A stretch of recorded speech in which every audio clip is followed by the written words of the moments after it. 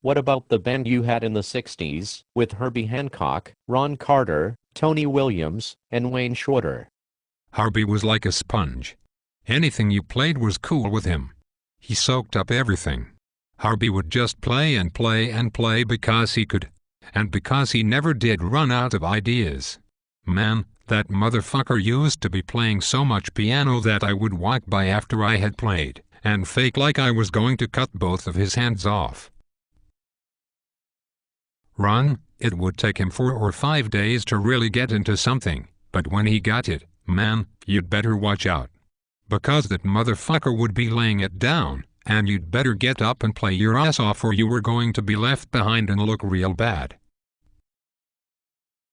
I can tell you this, there ain't but one Tony Williams when it comes to playing the drums.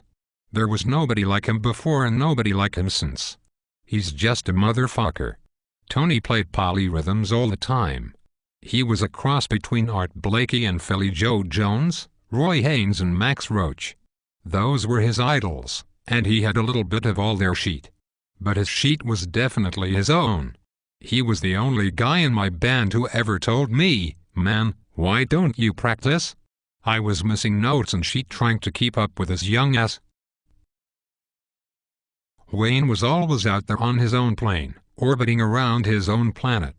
Everyone else in the band was walking down here on Earth.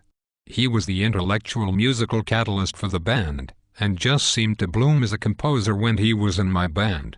Wayne would just write something and give it to me and walk off. He wouldn't say shit.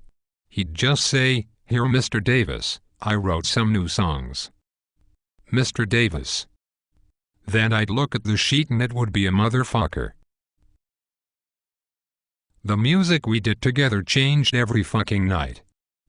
If you heard it yesterday, it was different tonight. Even we didn't know where it was all going to. But we did know that it was going somewhere else and that it was probably going to be hip, and that was enough to keep everyone excited while it lasted.